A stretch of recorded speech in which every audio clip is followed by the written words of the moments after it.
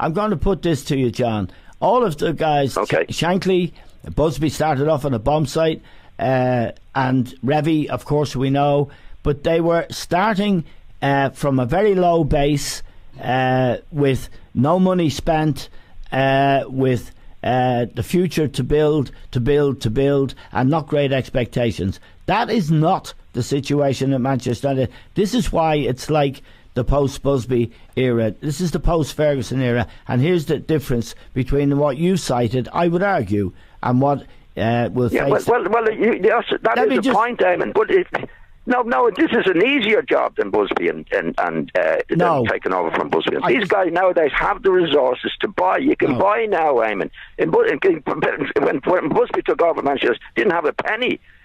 John, Revy didn't have a penny. Shankly didn't have a penny. But they were able to build from that base. That's what judgment is all about. That's what the great managers are able to do. So I think it's an easier job for somebody coming into Manchester United. Okay, and those lads are just as easy or just as difficult, whatever it might be. Well, here's the counter argument.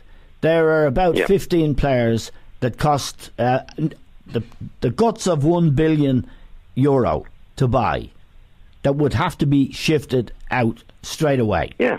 Right? Yeah. Now, with the transfer market the way it is today, you're going to have to spend another $1 billion to get in what you really need. And here's the third box that can't be ticked. There are very, very few top quality players, fewer than ever before in the history of the game, that are available. And I think this is a much more complex problem than Shankly going to Liverpool or Busby going to United or Revy going to Leeds. This is a question of how can I get rid of all that rubbish that we've paid fortunes for. I mean, Darnian, for example, only cost 22 million. I mean, there's guys in there that you'd have forgotten about, that they're even at the club because it's so long since they played. But they're all they're on fortunes, John. They're on their contracts, and the contracts are still so this is much more complicated for a coach than it ever was for those guys back in the day in an entirely different football world. It is a different time. I mean, it's a different time, and of course there are downsides, but there are upsides as well. I mean, if you go back to Shankly's time, he hardly had any money going into it. Now, he had to get rid of players. I know that it was a different time, but he still had to get rid of players. He had to pick them up. Manchester United get rid of players, Eamon. They get rid of players. They get X amount from them. They lose a lot of money on the players that they've got. Yes, but they'll get some money in, and now they do have the resources then to pick up. I mean, where did Klopp get his players from? And that's only 3 years ago, Eamon. Yep. You know, you get them. Where did Pochettino get his players from? And he hasn't spent a lot of money at all. You know. Yeah, no. So there's a way of doing it. We don't know.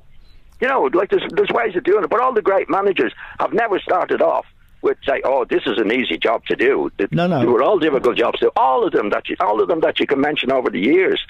You know, when Ferguson came into Old Trafford, Eamon, look what he had to get rid of. Yep. Okay. And he did it. It took them 3 years to do it, but he did it. Eventually he did it. You know, Shankly did it when Revy did it. And these are what make these guys great managers, and that's why the Ferguson, when he left Manchester United. Like, this is what... How do you replace these guys? And Manchester United, and that's what we're talking about now. Yeah. How are they going to replace Mourinho? Because it's a very difficult situation. But a great manager, I think if Pochettino is what we think he is, he will do it. It might take him 2 years. It might take him 3 years, Eamon. Right. Because nobody is going to do it overnight. But eventually they get there. Well, I think you know, they fit into pieces. No, I think the point you're making there is actually valid. I think it trumps the point I was trying to make in that you have cited two guys, Pochettino and Klopp, who have come into situations at very big clubs and without breaking the bank, they've done the job. So I think that is possibly the model. I would still argue that the problem at Manchester United is the problems are deeper, and the cost factors to replace the rubbish he's going to have to get rid of. And the other thing is, well, hold on, just they one do more. have the resources, Eamon. Just one more thing.